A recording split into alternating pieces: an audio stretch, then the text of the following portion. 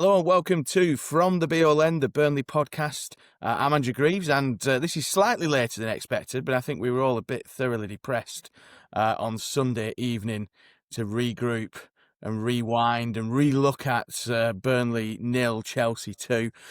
We asked for you some questions on X, and we got plenty of people with some very good questions. So what we thought we'd do is get a couple of the pod squad together with myself. Now we've all kind of got over the various decisions, both from the referee and from Scott Parker. Regroup and have a look at some of these questions. So joined by Darren Bentley and Simon Evans. We'll get straight into questions because there's a lot to get through, and I think there's going to be a lot of good talking points.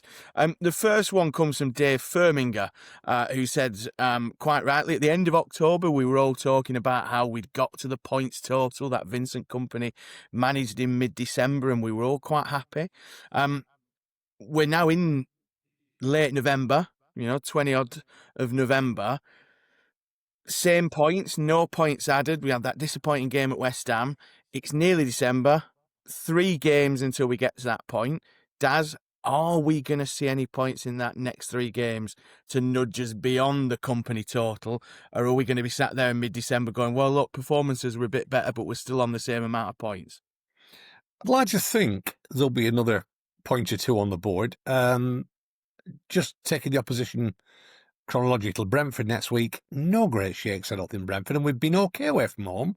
Generally, we've not been sitting in and digging in. We've been having a go at teams, so I'd hope for something there. Palace at home, you never know what you're going to get with Palace, to be fair, but they are playing well. That's a tough one. Newcastle away is a tough one. So, the next 2, maybe a couple of points, but the problem is you don't see where the win's coming from. That's the big problem at the minute. We do not keep clean sheets. Ergo, we have to score 2 a game to win a game. And to be fair, we don't really look like scoring 2 a game. I know we got 2 at West Ham the other week and we've scored a couple of 2s, but we don't really look like we're going to score 2, do we, in most games? So it's a tall order. I mean, I get his point. I get the point that we had the points total that we had under Vincent. We're probably a little bit more pragmatic. We're a lot more pragmatic than we were under Vincent. But it's wins that keep you up. And we'll come on to this, and no doubt as we go on, it's wins and goals that keep you up. Clean sheets will not keep you up in this league because we won't get enough of them.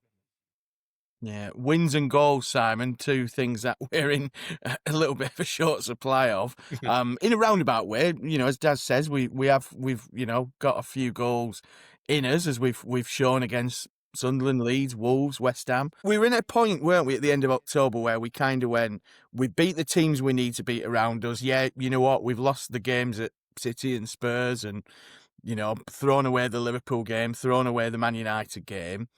But it does become a bit of a concern, doesn't it? I know we talk about a point per game, and the more you slip behind that target, the more you start to get fearful, don't you? Yeah, but I think a lot of this negativity that's sort of emerged since Saturday is more about that West Ham result than the Chelsea result, isn't it, really? It's almost like a delayed reaction. Because, losing 2-0 at home to Chelsea and not really laying a glove on them isn't a shock, given the way that we've gone about things. And everyone has been taking that attitude of, okay, we're not going to get, we're not going to be judged by what we do against the top 6 teams. That's not going to determine our season and all those cliches, which are true. The West Ham was the one where we messed it up. That was one where we should have got 3 points out of it. And you would have been looking at it and saying, West Ham away, team down the bottom end of the table away from home. You're hoping for at least a point there. And we messed that one up. So I think that's what's generating a lot of this negativity, because I'm not that concerned about what happened on Saturday. It did feel inevitable, but it always does against these top teams. It felt inevitable that United and Liverpool were going to sneak something at the end to stop those being really successful days. So, I think I understand where people's frustrations are coming from, and the performances haven't always been great. And the problem is, a lot of the weaknesses that we have that I'm sure we'll come on to, they're just evident every week, aren't they? There's not actually any signs of change in them. So I think it's a frustration, but I do think it's more to do with that trip down to London than Saturday's display. Yeah, Des, do you agree with that? Because I saw something on Up the Clarets, just tried to find it then. there was that kind of feeling that, you know what, Spurs away, City away, United away, Arsenal at home, Liverpool at home, Chelsea at home. If you get a point out of that run of games, you probably kind of go, well, actually, it's about par. Perhaps a little bit. I know we were talking in the preview of, we're due a shock result. Is it the fact that, probably squarely of all the games, the only winnable game that we've actually lost is West Ham away? Does this kind of get blown up tenfold, the Chelsea result, because of the frustration that's lingering from the performance and the result down at the London Stadium? Yeah, I think there's an element of what Simon says is definitely right there. West Ham, and we've had a horrendous start to the season in terms of opposition. Yeah. Let's get that straight. And Leeds and Sunderland are coming into that spell now that we've had, so it'll be interesting to see how they cope with it. But I think there's an element of the frustration from the West Ham game that poured into the Chelsea game that was exacerbated by the fact that we just sat a little bit off them and didn't really get amongst them. And then the substitutions came a little bit late when it was clear that we needed a fresh impetus. I think it all sort of compounds it, and it just builds and builds. And I think that's where it's come from. But you're right, the base was definitely losing at West Ham. You had the international break, you've got 2 weeks of stew on it. You think, right, okay, we're going to come out now. We got Chelsea at home. Let's get in amongst them. And we didn't really. And I think that's where the frustration probably boiled over at the weekend. Yeah. Howard Thompson, more of a comment than a question, says we can't just stand off teams and let them have the ball with little or no pressure. I mean, it did look, I think a lot of people have talked about Chelsea being bang average, but I think we allowed them to be bang average because it didn't need to be anything else. Yeah. It's not working, needs to be braver in my opinion. It's also very boring to watch. The way he set up on Saturday with Chowner rather than Brun Larson, because I fully expected him to go with Brun Larson for that kind of less sexier work rate option rather than that kind of raw, slight unpredictability. He does need to kind of perhaps relax his pragmatism a little bit, doesn't he? Because when we do play on the front foot like we did for the first 30 minutes against Chelsea, we do kind of get into decent positions, don't we? And without a striker, we almost need to get into 2-3 times as many decent positions to carve out a single chance. Yeah, I'm not convinced it's tactics, really. He's not sent them out and said, go on the front foot for the first half hour and then back off, has he? He wants them to carry on being on the front foot, I'm sure. But, the opposition have a say in that, don't they? And teams like Chelsea will get a grip on the game after a while and will force you back and will make you play a certain way. One of the problem we've got really in terms of like when we go on the front foot is we don't make the most of those periods like that first half hour against Chelsea where we do get some openings. They were slow out of the blocks with Chelsea, weren't they? The early start, trip up north and all the rest of it, European... Probably as much as we expected them to be. I think we all sat there going, it's the best time to play Chelsea early after an international. But you see that, don't you, in the first half hour? You see it where they're slow, they're not responding, they're not really at it. And those little half chances come along and we don't have the quality up there to make those half chances into full chances. When Anthony gets pushed out wide, too easily he gets pushed out wide. He's not making a decisive run towards goal. And the same with Chowner's getting into a space and not being able to carve out that little bit of opening. The class players can make that half a yard where they can get a shot off, and we don't have that in the final third. And so it is going to run out of steam almost inevitably.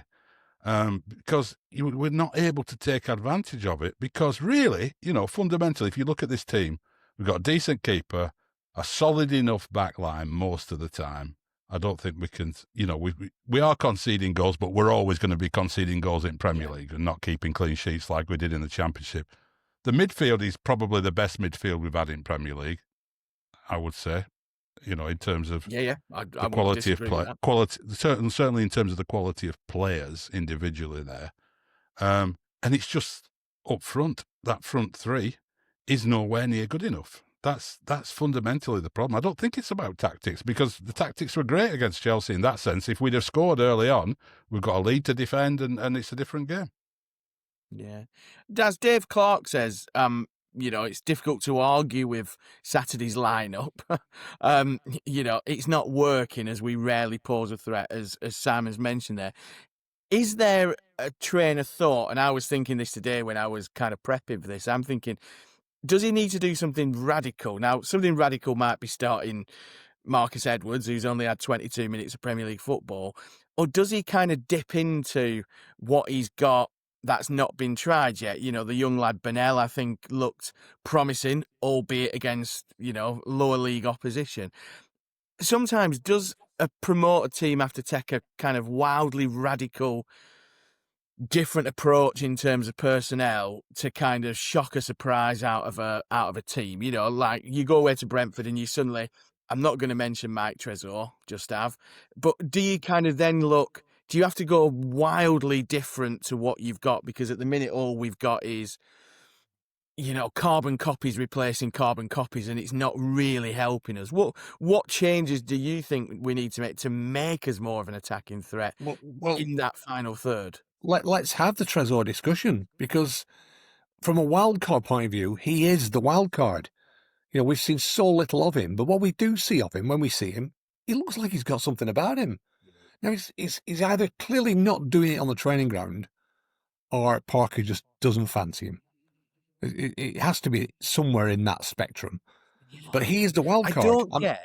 I don't get them not doing it in training, though, because I don't I'm one of these. We don't see that, do I'm we? one of these, who he's on lots of training pictures. Now, I know some of that is circumstance, but when you're a photographer and you're taking 150, 200 training shots and they're putting 14 out, and he's there and he's thereabouts in most games, pre-game training shot pictures, I don't buy that he's not doing it in training. I'm not trying. Why, when we play those cup matches, he hasn't started, has he? He's been making cameo appearances off the bench then. If he were training if you're ripping it up in training, you are at the least on a bench. I don't care who you are, you're at least on the bench, unless you've punched the manager. Or you're playing in them cup games, you're starting. Yeah. But so there's definitely something behind the scenes there, and it's the fact that there's been a total radio silence on it tells you there's something behind the scenes there. So that's the Trezor discussion in terms of he's the wild card, but it isn't going to happen. It clearly isn't going to happen for the kid. So your only other wild card, really, I think, is probably Hannibal, who's a loose cannon, but at least he's got legs, he's got energy, he'll snap into tackles, he'll annoy people, he'll push people, just putting people out of the comfort zone a little bit. He's the only one I can see, because we said this a couple of times on the pod, we've got a strong 11 or 12 players, then we've got a core of players who we're not really sure about. And if we're not really sure about them, they're not really the answer, are they? So Marcus Edwards is one, he's one who we've talked about, but I'm not sure he's got 90 minutes in him. The big worry up front comes when, like Simon said there, we lose Foster to the AFCON, which means Fleming's playing 9. If Fleming gets injured, we're playing Ashley Barnes because Brody isn't playing. So January is a big moment for the club. They have to invest some money in January in a wild card, a striker, somebody who can score us 10 goals and get us at least a couple of wins behind us. That's the answer for me. Yeah. I mean, that's the discussion we had all through the end of the summer podcasts when we were talking about the window week in, week out, was number 9. We need a number 9. We talked about all these different options. Who would you have? And, part of it, I think, is just the bizarre situation we're in, being a yo-yo club, is that the deal we did for Zian Fleming, we had to pay after we got promoted, and we were obliged to pay that. I'm not sure if we'd have got promoted with the utmost respect to Zian Fleming, who I quite like and think I still think has got potential. I don't think we signed Zian Fleming for 10 million after getting promoted if we hadn't have already agreed to do so as part of the loan deal. No, I agree, Sam. I don't think he's top of your list of players. I think the deals are structured in a way to kind of give you that.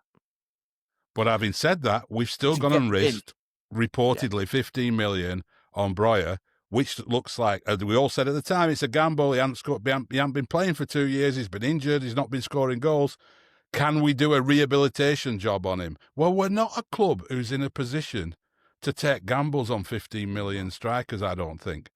Because, we are spending more money than we've ever done in the past. But, at the risk of the bingo button going off, I remember interviewing Sean Dyche and asking him 4 or 5 questions about that thing that always hung over him about why he didn't sign foreign players, yeah? And he'd always shrug that off. He didn't like talking about it, really. But I said, come on, let's just tell me the reason why, because there were these stupid comments about Brexit and as though it was something xenophobic and Dyche didn't like working. Those things were going around on social media, weren't they?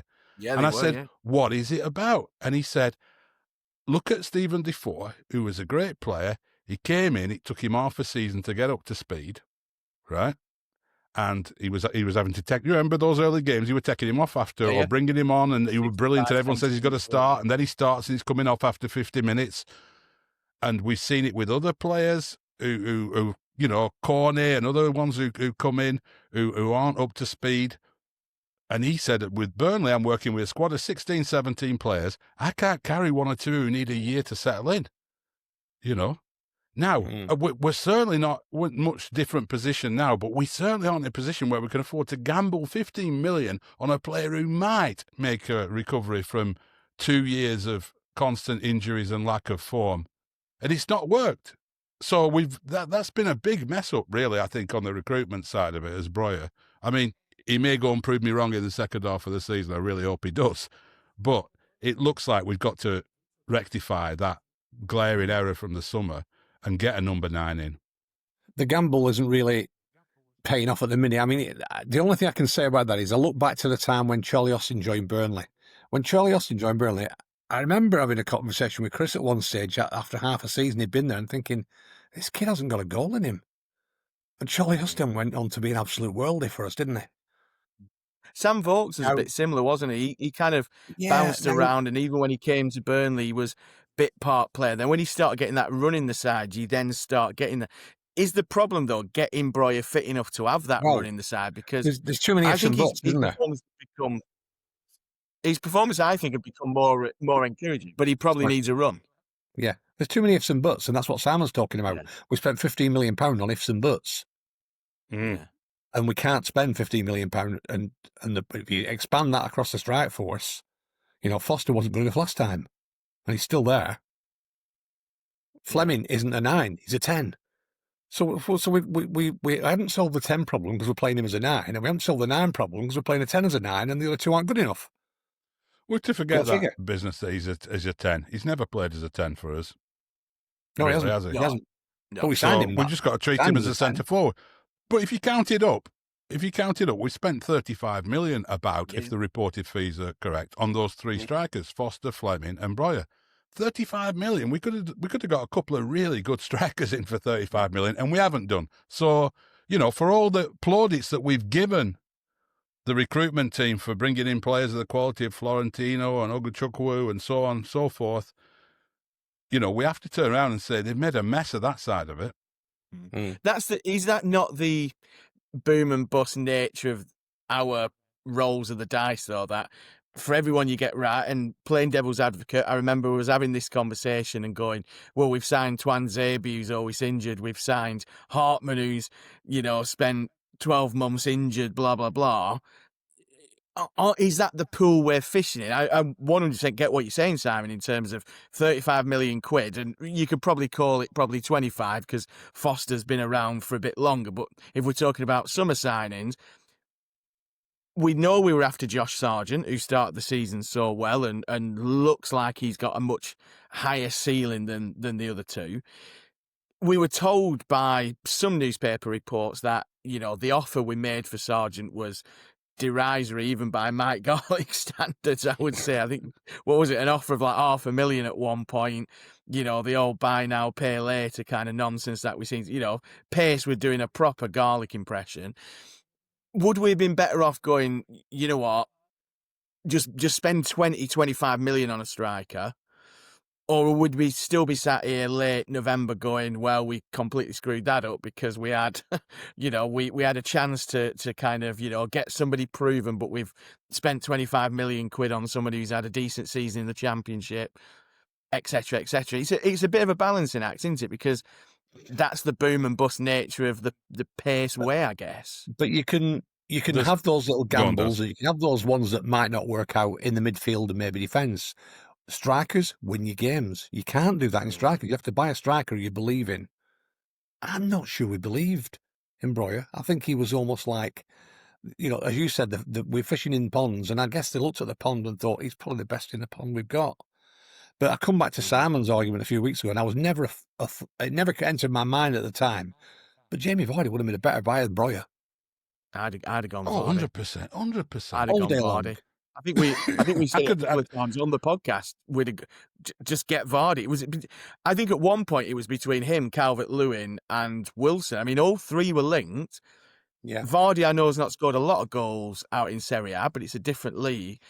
In the Premiership, if he's as fit as he looks in Italy, he's our top goal scorer at this point. Is he not, Simon? Goal.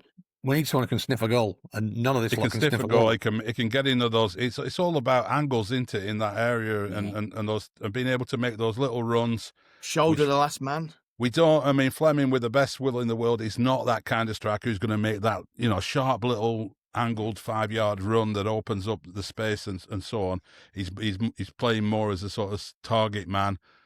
Foster, I don't know. We're not going over all that again, but it's straight lines and all the rest of it. But he is a limited player. He is. We can all praise the way he's handled situations and so on, and have support for him and everything. But he's a limited player, and you look at the options. There's loads of options out there. I mean, Nottingham Forest signed Igor Jesus, who were Copa Libertadores Brazilian international forward for 10 million.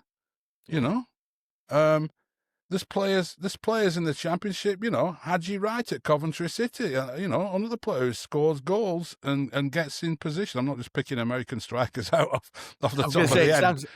He's doing Pochettino's job for him there, Simon. But, he can play those inside positions or play outside and scores goals. There's plenty of options around the world of football. The pond we're fishing in is a global pond, isn't it? So to turn around and go, well, the only bloke we could get was a bloke who's been on loan forever from Chelsea and wasn't getting a game at Everton because he weren't fit. That wasn't the only option, not at all. They've thought they were being clever with that one, and it's backfired so far. But we can wind the discussion a little bit, because we're throwing a lot of focus on the strikers here. They are feeding on absolute scraps. That's one thing I would say. So the wide men come into this as well. We can't just throw all the blame on the strikers, because chances are at an absolute premium. No, you're right. Going off a cliff. Chowner seems to be a bit of he likes a lot of dead end running, but he's got a little bit of something about him. You can see there's something there, but he's nowhere near the finished article.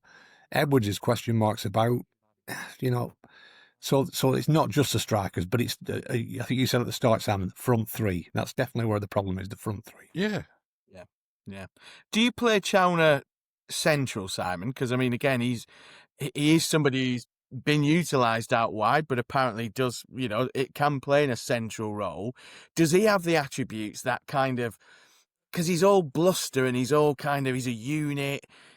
Is he kind of, we kind of overlooking a really simple solution to this, which is essentially shift him inside and then play Fleming out wide where he's played for, where he's played at Millwall. He has played out wide at Millwall. We know we can play Foster out wide, and he's, relatively successful when he's played out wide. Is it a case, and we know Chowner's got a shot on him, we know Chowner knows where the goal is, are we kind of almost wasting him, sticking him out on the wing, or am I just kind of grasping at straws there, Simon, in the hope that something comes through before? I don't know how often he's played there or how regularly he's played there, but he certainly looks like a player, he's fast and he's strong, isn't he? So that's two decent attributes for it. I mean, you would hope that's something that they look at in training and evaluate. I mean, if that is a real option, that'd be great, because we ain't got many, have we? And if Foster's off to the AFCON as well, we've got even less, because, best will in the world about Ashley Barnes, but I don't want to see him anywhere near the field in the run into the season, apart from coming on to celebrate us surviving at the end of the season and, enjoying another farewell, but it's maybe that is one thing worth looking at. I do think we've said it several times now on this podcast, and I think Daz was maybe the first one to bring it up. Jadon Anthony needs a rest. Yeah. You know, his confidence is draining from him. He needs a break. Edwards were a player who quite a few people said last year he's too lightweight for the Premier League. He'll be a superstar in the Championship and not be able to do it in the Premier League. We don't know the answer to that because we haven't seen him. But I'd like to see a bit more of him, at least off the bench. But, you know, is Brun Larsen the answer to anything? No. No. You know, it's a depressing question if he's the answer to it. I think he's the answer to which player did Alan Pace want to bring back the most in the summer. And after we shitted on the Nathan Teller ticket a couple of years ago, I think the second answer was Brun Larsen. But Martin Stevenson made the case of Anthony. Wanted to touch on this because me and Daz were talking about this before you joined us off air, Simon. Johnny Lupton made a comment replying to our question. We did well until this goal, but then it was almost like Scott Parker accepted our fate. Second half was unacceptable. Waiting until the 72nd minute before making a change was criminal. Simon, I mean, me and Daz were both saying the substitutions kind of come 10, 15 minutes too late. It kind of needed a bit of momentum injecting back into it in the second half. Does Scott Parker, Simon, wait too long to make his changes, or is that part of the Parker pragmatism that we've just got to get used to? I think the way he looks at it is we stay in that game as long as we can. We don't let the game get away from us. He's had enough experience in his previous times in the Premier League, including one particularly traumatic experience of what the Premier League's like when games get away from you. He wants 1-0 is not a disaster against a club like Chelsea. His mindset will be, let's keep it like that, and then we try something for the last 20. Mm. Yeah, and I don't think that's an unreasonable way of looking at it. And the frustration as a fan is you want that last 20 to begin at half time. You want us to come roaring out and so on. But I can totally see why, as a coach, he's looking at it and thinking, if we open up, we double the chances of them getting one down the other end. So let's just keep it solid, keep poking away, and then we'll do something in the last 20 and go for it. And we've done that. That's been his approach throughout the season. He's been consistent with that. I don't think it's unreasonable, to be honest. Yeah. And then we should really, because there's quite a lot of comments about Scott Parker himself. Matt Rowlinson said, Pace won't sack Parker, but we are heading down the way. It's looking who would the panel like to take over to try and keep us up. We'll perhaps come on to that in a second. Higgy Claret said, is the pressure building on Scott Parker? Lots of discussion on up the Clarets about Parker. A lot of it shot down. I mean, Daz, I think he's probably still got a hell of a lot of credit in the bank for promotion last season. We're not adrift. We are tracking slightly behind the point of game. We are still ahead of where Company was mid-December. This talk of replacing Parker is absolute nonsense, isn't it? For me, yeah. He is the man for me at the minute. I mean, he leads himself very well. He leads his players very well. I think he defends his players sometimes a little bit too much, I think. We had that little spurt at West Ham where he had a pop at him, but I thought he could have said a little bit against Chelsea. He came out afterwards and said he was really proud of the performance against Chelsea, and I thought, I'm not sure you probably are. I think you probably wanted a little bit more, but he's got plenty of credit in the bank. I mean, he is a pragmatic manager, and there's nothing wrong with that in this league. Simon's right to allude to the fact that sometimes when you're playing the bigger sides, those chances of beating those sides are getting slimmer and slimmer year and year and year. So it's all about that little mini league around you and preparing the players for that. And we've done okay against those sides, those type of sides. West Ham's the one that got away. We know that. No, I think he's the man. I think you can't be just jettisoning managers when you're having a poor run. I mean, if you're Wolves, I get it. 2 points on the board. Yeah. Leeds, Farker's under pressure. But if you're at the bottom of the league, you're going to be under pressure. But what do we expect from Burnley side? I was banging the drum in the summer that we'll be in the bottom three next season. But do we also expect we'd be 15th, 14th, 13th? Because that's pie in the sky for Burnley, I think, at the minute. This league gets harder and harder year on year. And I think.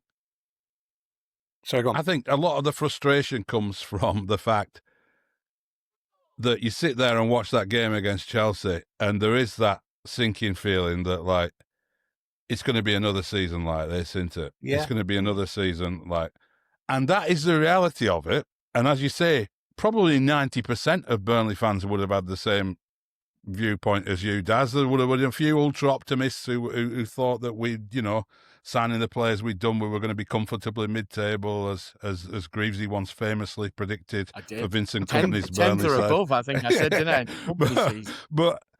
But in reality, I think it's just that sinking feeling of, here we are again. We're a yo-yo club. We've come up with a rock-solid defence and then lost as centre-half, lost as goalkeeper, but we've still done all right in the window, and the defence looks solid enough, but we're still going to be bottom three or thereabouts.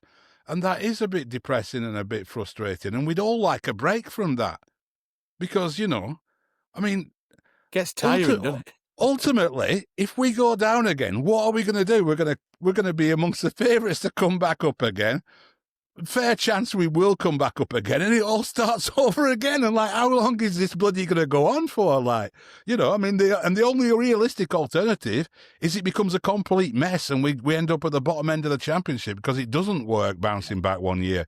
The other alternative that would become a top 10 solid established Premier League side is bloody hard to achieve. But if we can stay up 1 year and then build on it, maybe, we can. Or if we go down and we don't have a fire sale, that might help. But it's that sinking feeling, I think. In my mind, it's absolutely ridiculous to even be discussing sacking Scott Parker, just because, like I say, the one game that's gone badly wrong for us is the West Ham one. So it's not even a debate as far as I'm concerned. But I will balance that by saying what I don't like as well is this assumption that there is from some people on the other side of the debate that, well, if we go down, it's not the end of the world. And if we go down, we'll stick with Scott Parker because that's the kind of club we are. We'd maybe become a bit like that because we were going to stick with Vincent Kompany, weren't we? We did stick with Sean when we went down. But I don't think we need to have that. I don't think Scott Parker gets a complete pass like that. That, if you take us down, it'll be all right. We'll let you win another championship with us. No. Yeah. If you don't keep us up in this league this year, there may well be consequences. It might not be the smartest thing to do, but I don't like this attitude that it doesn't matter if we go down and Parker should stay because he's, that credit's lost that credit that's in the bank is lost once you've been relegated, I think. Yeah. I think the credit is there until the end of the season. I think beyond that, that's when that's when a different approach is needed. Unless it goes badly pear-shaped and we're looking at it in March and thinking he is the problem. But at the moment, he isn't the problem. No. I'm not sure changing the manager, just to end who you bring in. I'm not sure you bring in, sorry, Andrew, who would change that unless you're going to throw 500 million quid at it. Yeah. And bring in a whole different pool of players. I don't think it really matters who's in charge because Burnley are what Burnley are. Yeah. Who? I was just going to ask the question in terms of who do you bring in? Simon, we'll start with you. Matt Rawlinson asked the question: who would we like to take over and keep us up? If we were to lose Scott Parker, Pace gets a little bit of heat stroke out there in Espanyol and pulls the trigger. Who are you bringing in to kind of work with this brilliant midfield? One of the Premier League's best goalkeepers. Who's your man coming in to replace Scott Parker? Hypothetically, we should say, if anyone clips this up, we are just taking the piss at this stage. But Simon, who would you bring in? Well, it's just, no. I mean, I've just said there shouldn't even be any discussion about this. So it's. So if we're entering the realms of fantasy, then I'll ask Carlo Ancelotti to do a bit of a job before he takes over Brazil again before the World Cup. Davide Ancelotti, told you. Carlo's he's with Brazil. They've only got friendlies before the World Cup. He could come over and help us out, but it's ludicrous. Scott Parker's here. Daz, Will Still. I remember he was your choice. Don't even bring me into that debate. We'll do a keyword search on Will Still in the archives of From the BOLED. Yeah. I mean, where do you go? Graham Alexander. I'll give you Graham Alexander. I don't know. It's purely hypothetical. Happy days. Because he's not going anywhere.